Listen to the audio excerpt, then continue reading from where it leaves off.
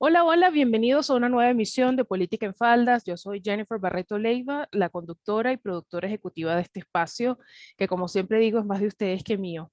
Como cada semana quiero invitarlos a que revisen mi columna de opinión en Digital Dominio los días miércoles para que puedan leer allí todo lo que está sucediendo, lo que viene, no solamente mis puntos de vista, sino para que usted considere lo que está pasando y tome las medidas que considere que deba tomar. Quiero antes de empezar el programa darle las gracias a los chicos de toda la vida de Puerto Rico que me acaba de llegar en este instante el regalo que me mandaron. Ya lo van a poder ver a través de las redes sociales. Estoy súper agradecida. Yo los he adoptado a ellos como unos ahijados. Y para mí tiene doble significado porque no lo he dicho mucho, pero bueno, Puerto Rico para mí tiene un lugar muy especial porque de ahí es la familia de mi madre, yo me crié allí y es mi país también.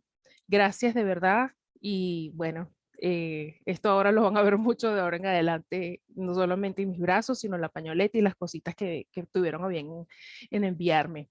Esta semana tengo a Noel Leal, un analista político con el que quiero conversar sobre un eslogan, una frase que tiene él que se escucha mucho: la revolución es una sola. La izquierda todo está conectada de alguna forma, en algún punto, en algún momento. De eso se trata esto. Y como saben, Política en Faldas es un programa no solamente para tener espacios libres de feminismo y de todos los ismos, sino que además el fin último es que usted aprenda a través de mis invitados y tener un espacio pedagógico. Bienvenido, Noel, ¿cómo estás? Gracias, Jennifer. Muy buenos días y gracias a todos los que nos acompañan hoy. Sí, Me encanta tenerte acá, tenía desde hace muchísimo tiempo queriendo invitarte y bueno, ya se dio todo para que estuvieras acá conmigo. Latinoamérica tiene una fascinación por la izquierda increíble en micro y en macro. De alguna forma siempre se está votando por la izquierda. Tenemos procesos circulares a nivel político, vienen golpes de Estado, vienen militares, democracias fallidas, pero siempre de alguna forma la izquierda está presente. Y de un tiempo para acá, en estas olas que están teniendo todos estos procesos, la izquierda ha tenido una suerte de oxigenación para que la gente vaya entendiendo esto, porque muchos todavía no lo entienden. ¿De qué se trata esto de la revolución es una sola? bueno, desde que comenzó este asunto he intentado generar una serie de frases que hagan que la gente se involucre con ellas, entienda y pueda darse cuenta de distintos aspectos de esta realidad. En el fenómeno de la izquierda latinoamericana, tenemos dos motores. El primero, el intelectualismo vacío. El intelectualismo vacío es quizá el motor más dañino, porque es el que tomó control de las academias, de los espacios educativos, de los espacios comunicacionales. Es absolutamente negativo en esencia, va contra la naturaleza del individuo, va contra todo y va contra la lógica común. No todos tienen la misma necesidad ni todos tienen las mismas capacidades. Entonces ya eso desecha el fondo y base de ese intelectualismo nocivo. A eso le sumas el segundo motor, que es el resentimiento de una población pobre que por falta de cultura se deja manipular por el intelectualismo vacío. Entonces, eso va generando todo ese impulso para que constantemente nuestros países se vean sumidos en la estupidez propia de la izquierda. Entonces, por eso es que es tan importante la definición del concepto claro. Izquierda es retraso, izquierda es resentimiento, izquierda es porquería, izquierda es embrutecimiento. No la izquierda no tiene ningún tipo de superioridad moral, ni la izquierda es necesariamente más culta. La izquierda simplemente está llena de una gran cantidad de palabras vacías, sin fondo y terriblemente dañinas, las cuales son asumidas por una sociedad que no quiere pensar, que necesita del liderazgo. Ok, ¿dónde está el otro espacio allí que definías en esa introducción? Ese liderazgo, por naturaleza, en la gran mayoría de los pueblos del mundo, tiende a ser liderazgos mesiánicos. Respondemos de manera natural a ese tipo de liderazgo, lo cual no es malo del todo. El asunto que pasa es que el discurso del líder mesiánico de costumbre regularmente empieza a ser más manipulador, va buscando simplemente dominar y no elevar. Y es allí donde está el problema. Por eso es que siempre la gracia es, y siempre será así, todos los pueblos necesitan líderes. ¿Qué pasa cuando el líder está podrido? Todo lo demás se pudre. ¿Dónde viene esa capacidad de seleccionar la población? Un líder mesiánico, porque siempre será un líder mesiánico, que funcione al entender el fondo ideológico de cada una de este tipo de situaciones. Cuando nosotros entendemos el fondo ideológico del mensaje del líder, cuando nosotros tenemos el fondo ideológico de lo que está sucediendo a nuestro alrededor, podemos identificar qué líder te va a poder llevar hacia adelante, qué líder te va a estancar o qué líder te va a hacer retroceder. Cuando nosotros vemos el panorama latinoamericano contemporáneo de los últimos 50, 70 años, vamos a encontrar en Latinoamérica una gran cantidad de líderes que o estancan o retroceden, no líderes que eleven.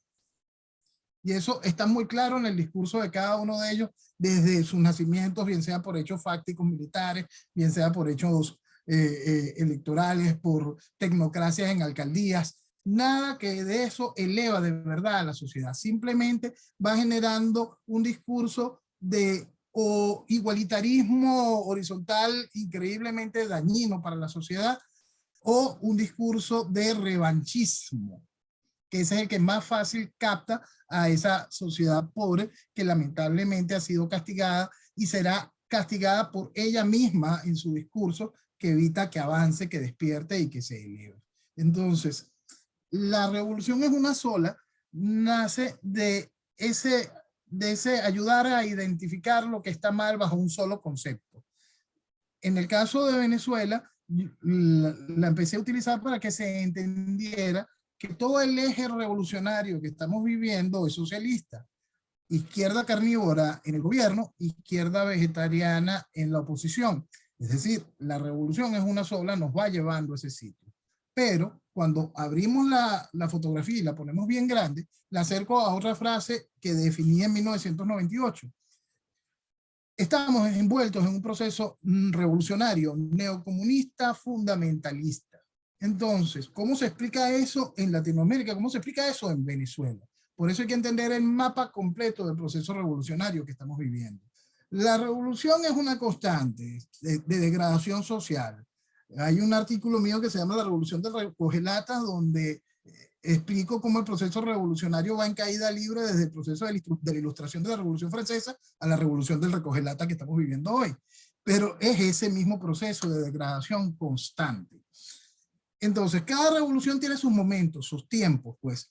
La revolución comunista se ha quedado generando este proceso de degradación a máxima revolución, y hay que buscar el soporte de la revolución que esté de moda, puntual en el momento. A principios del siglo, la revolución que estaba dando demostraciones de que iba a generar una gran transformación era la revolución islámica, el fundamentalismo islámico. Yo hice todo mi estudio y pude definir ese proceso que hoy es evidente. Hoy globalmente uno encuentra esa conexión en ese proceso neocomunista, esta unión de China con Irán, la cual simplemente no entra en las cabezas de nadie. Ahí estaba, yo lo explicaba hace más de 20 años. Entonces, si nosotros entendemos que esa revolución es una sola, si nosotros entendemos los procesos ideológicos que dirigen y sus objetivos, podremos encontrar las herramientas para luchar contra ella. Miren, estos días estaba yo en una entrevista, por cierto, y me estaban preguntando de cómo era posible que entrara el socialismo en un país.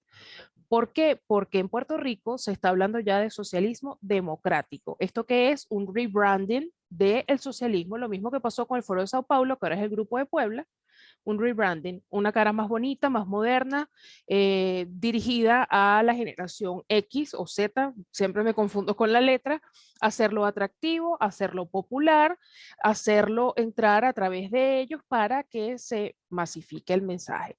¿Es posible? Sí es posible. ¿Por qué? Porque por lo menos en Puerto Rico hay una larga data de escándalos de corrupción, los partidos políticos no han sabido responderle a la ciudadanía, y cuando tú revisas es muy parecido al escenario que tenía Venezuela en el momento en que entra Hugo Chávez. Hugo Chávez ya preparado para la misión a la que venía, porque la gente, muchos no saben o no tienen la información de que él fue preparado desde muy joven para cuando ya él entra con todo este proyecto maquiavélico, tener todas las herramientas.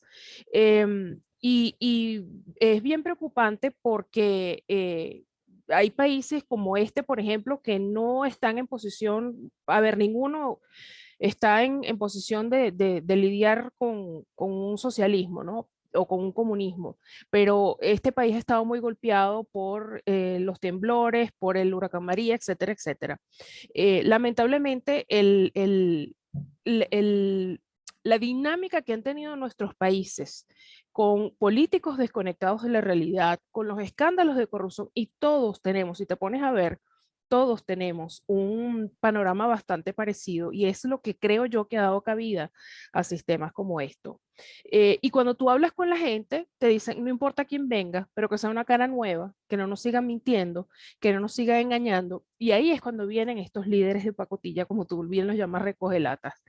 Eh, ¿Por qué crees tú, Noel, que el latinoamericano tiene todavía, a pesar de todo lo que ha pasado, la cero educación política como para entender de que debe ser responsable a la hora de elegir sus políticos? Hay un punto importante allí. El caso de Puerto Rico es emblemático, es importante. Lo que busca el proceso revolucionario allá es cortar la relación de Puerto Rico con los Estados Unidos. Lo que busca el proceso revolucionario allá es buscar que ese estatus de Estado asociado se pierda.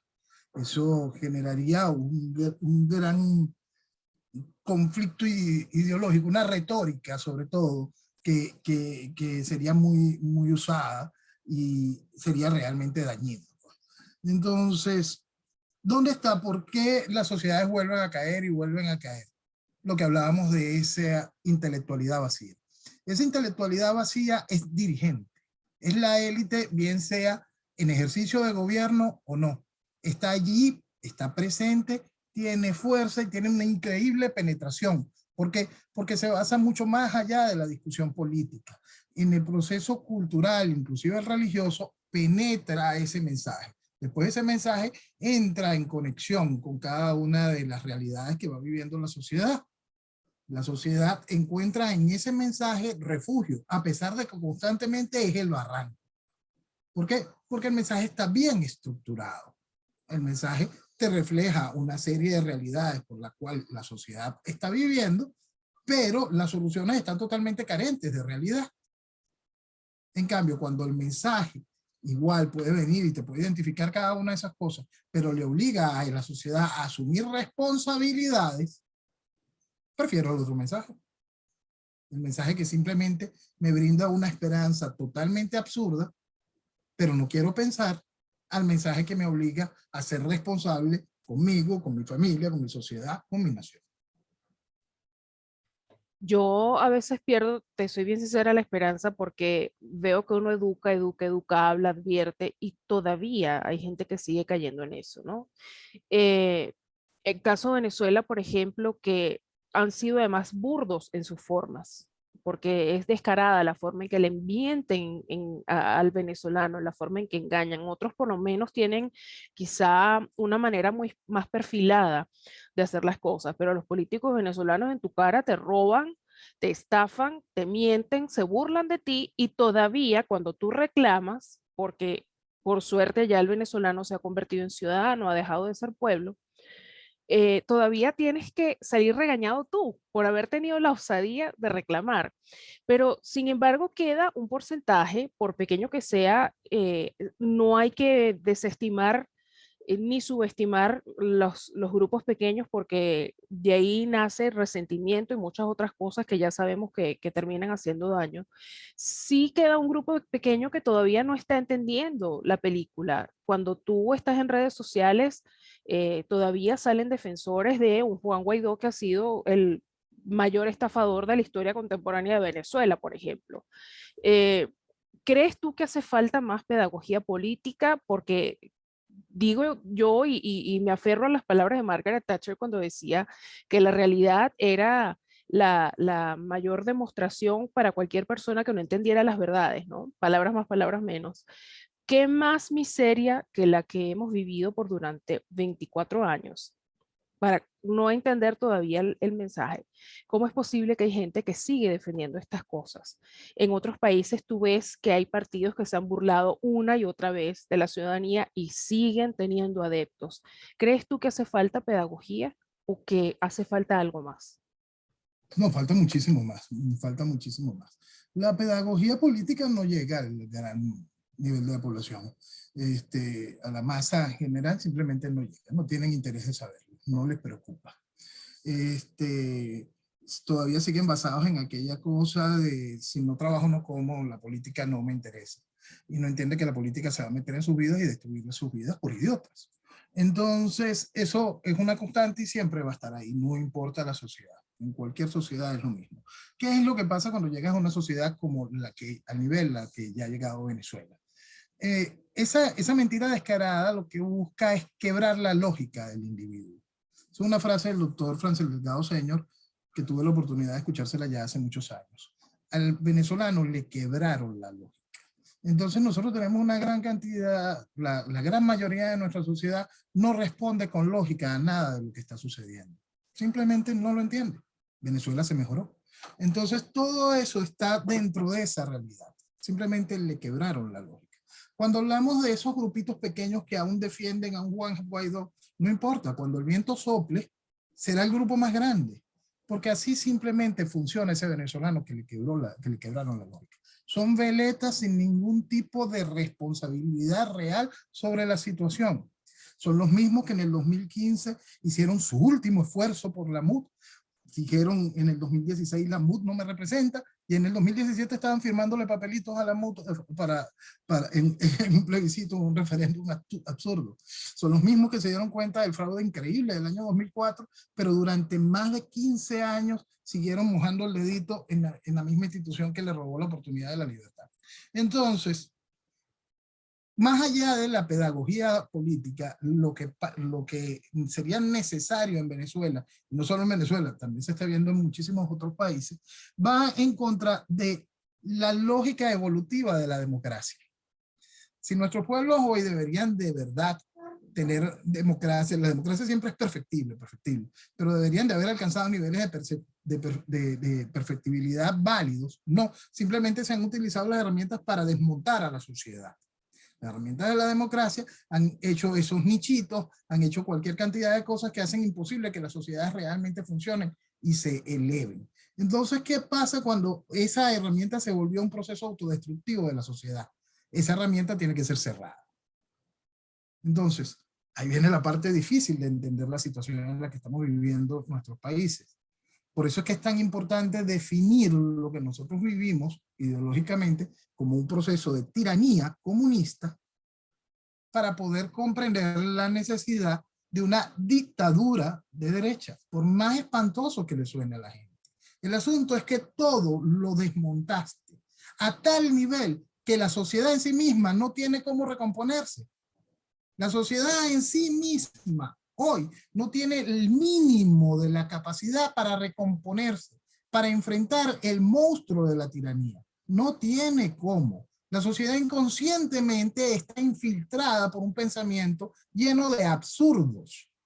Entonces, ese pensamiento lleno de absurdos, que es inflado constantemente por la intelectualidad vacía, que le dice los pueblos son sabios, más el revanchismo constante, hace imposible la conexión hacia lo correcto, sino más bien la conexión hacia lo incorrecto y hacia la dispersión. Y en esa está esa entrega que siente tanto venezolano que dice, no, Venezuela se perdió.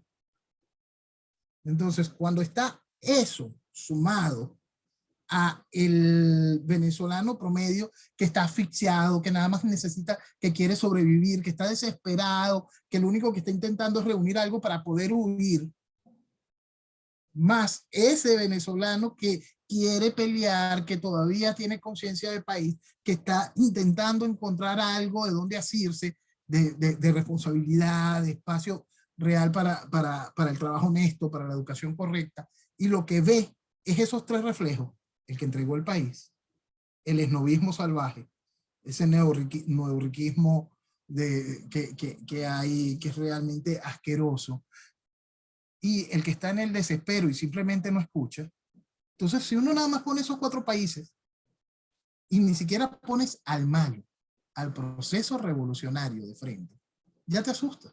Nada más pones esas 4 facciones que son consecuencias del proceso, ya te asustas. Entonces, eso es lo que muchos tenemos que terminar de admitir. Va más allá de la pedagogía política lo que se necesita. Lo que se necesita es una gran ruptura y lamentablemente pasar por escenarios que están lejos de la evolución democrática. Noé, y con esto todo que estás desmontando de alguna forma, ese adagio que dice que todos los pueblos tienen los gobernantes que se merecen, ¿se estaría afianzando o por el contrario, según tu criterio, se estaría quebrando y desmontando?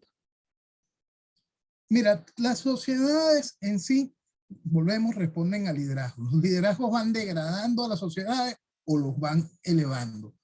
Cuando nos encontramos al hecho de que aparte de la voluntad popular que eleva a un personaje como Chávez, a un personaje como Castillo, a un personaje como Boric, tenemos ahora el punto de que no hay confianza en los sistemas electorales.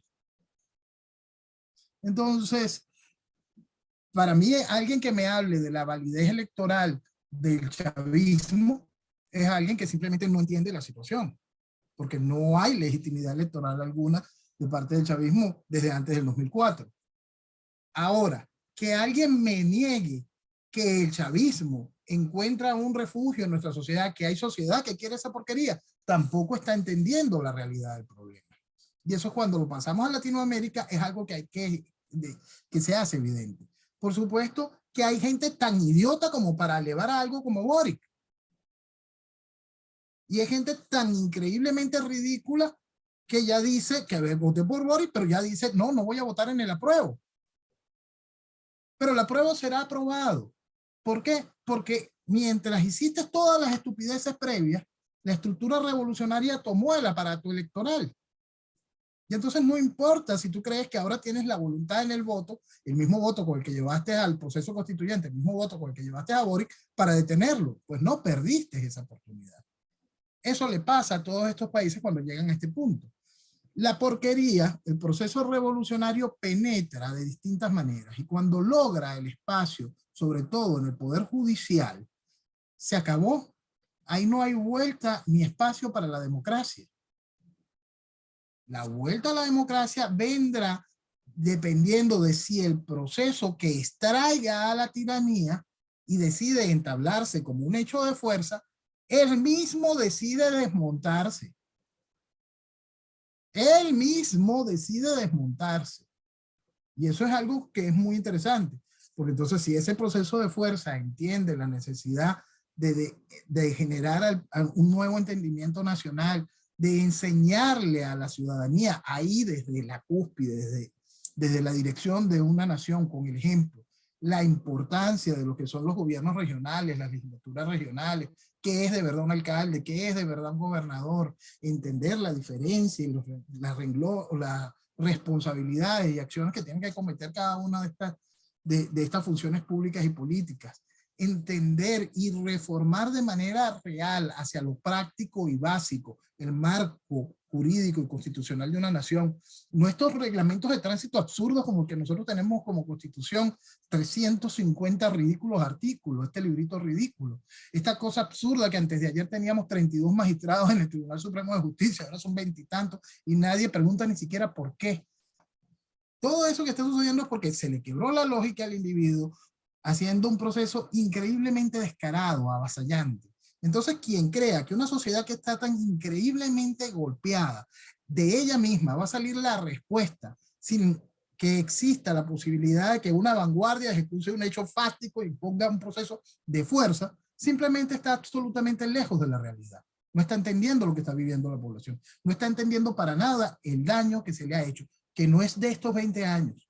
Nosotros vivimos en caída. Nosotros vivimos un proceso, una pseudodemocracia que fue banalizando el proceso institucional, que fue medrando la estructura de hasta el amor patrio. Entonces, cuando todo eso se quebró, y este proceso de estas últimas 2 décadas ha sido tan a máxima revolución, quien pida que sea la sociedad que responda a eso, más con el bombardeo cultural general que existe, por supuesto esa sociedad no va a tener cómo responder de manera correcta. No tiene cómo. Y punto. Qué bueno que encauzaste la respuesta de esta forma porque justamente te iba a preguntar.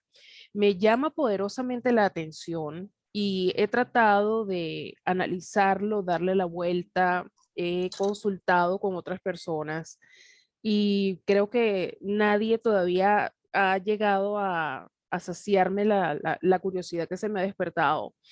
Los venezolanos, desde que entramos en esta constante desgracia, que es el socialismo, esta tiranía, hemos advertido a otros países cuando están por caer en eso mismo, ¿no? Los procesos todos son exactamente iguales y pareciera que la gente no termina de entender. No había ganado este señor en Colombia cuando ya estaban dándose procesos que nosotros habíamos vivido a mediados del chavismo. Y lo de Colombia ha sido súper violento. En Chile exactamente igual. Y vamos advirtiendo donde quiera que vamos. Va a pasar esto, tengan cuidado, no voten por esto ya pasó, esto es Venezuela otra vez. Y sin embargo, no escuchan. De hecho, el día que gana este señor en Colombia, yo trato en lo posible de no dar los nombres de esta gente porque de verdad me da repelús. Inclusive una amiga me dice, pero es que hoy ganó la esperanza.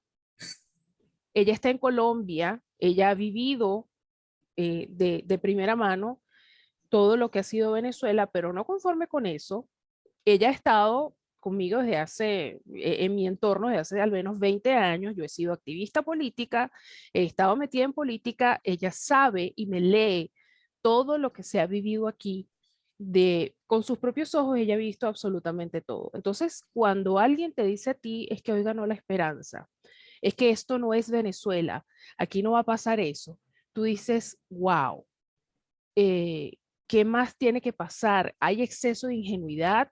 ¿Es estupidez, simple y sencillamente? ¿Qué Sí, pasa aquí? estupidez. Estupidez, porque no hay inocencia ni nada, eso simplemente es estupidez. La sociedad ha sido profundamente estupidizada.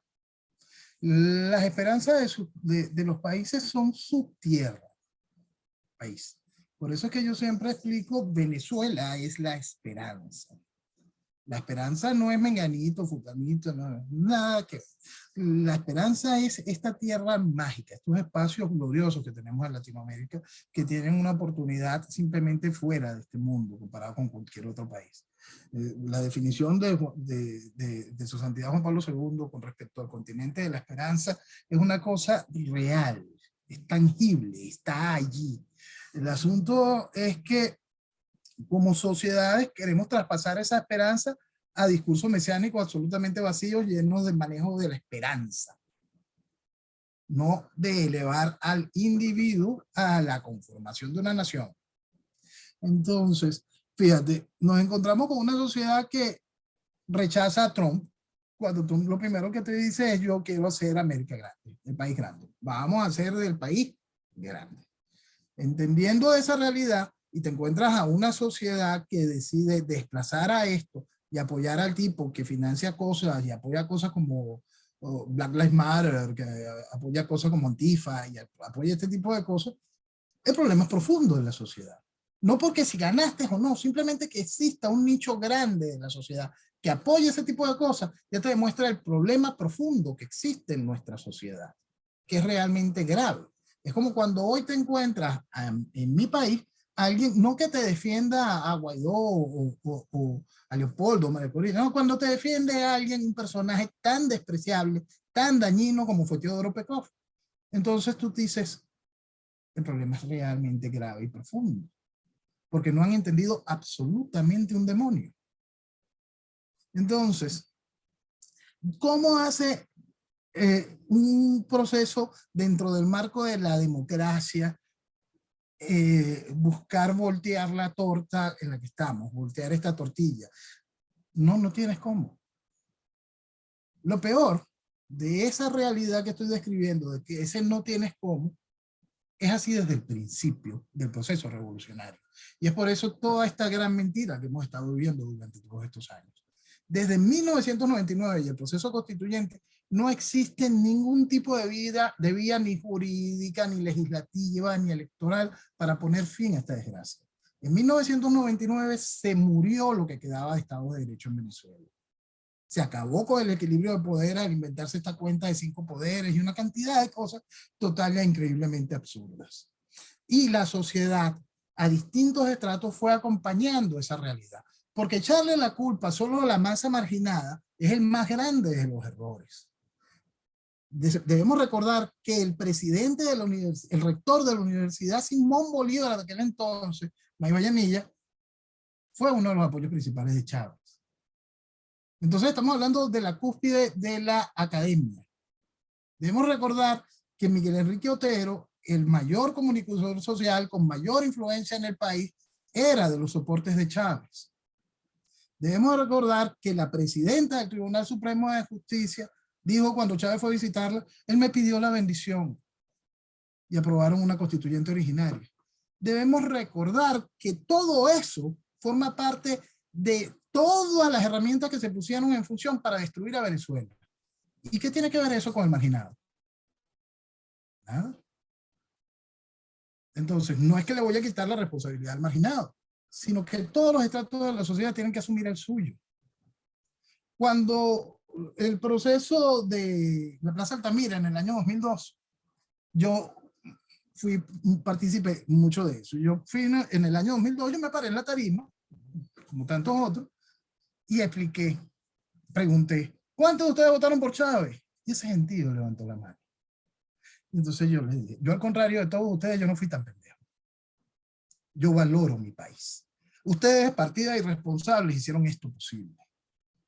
Y vean, la gran mayoría de ustedes pertenecen a estos edificios, a la zona profesional, a la zona educada. Y ustedes contribuyeron a la destrucción de mi país de manera absolutamente irresponsable. Empiecen por hacer un mea culpa para que se entienda desde ya que no existe vía que no sea el desconocimiento de lo que estamos viviendo, el rechazo de lo que estamos viviendo y prepararnos para reconstruir la nación lejos de la mentira de la falsa democracia que se impone hoy. Eso yo lo explicaba en el año 2002.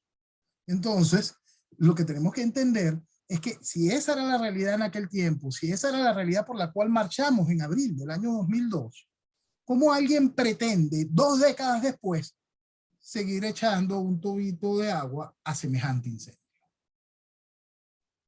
Y que hablar de los abajo firmantes, que fueron los que hicieron el lobby a todo este desastre. Aquí cuando hablamos de manos responsables, la lista es larga. Y asimismo Increíble. en todos los procesos, porque son muchas las manos que contribuyen a que los monstruos se erijan como líderes. Noé, por hoy terminamos. Te quiero dar las gracias que me estuviste acompañando durante esta hora, extendida la invitación desde ya que vuelvas, porque esto tiene todavía mucho que desmenuzar, pero bien importante sentar la base para que la gente entienda, porque hay sitios donde el monstruo está tocando la puerta y no están entendiendo la película, y es importante para saber todo el trabajo de arquitectura moral y política que hay que hacer, porque creo yo que es grande el trabajo, pero que sí se puede, mientras haya gente decente, sí se pueden hacer cosas. Gracias por haberme acompañado hoy.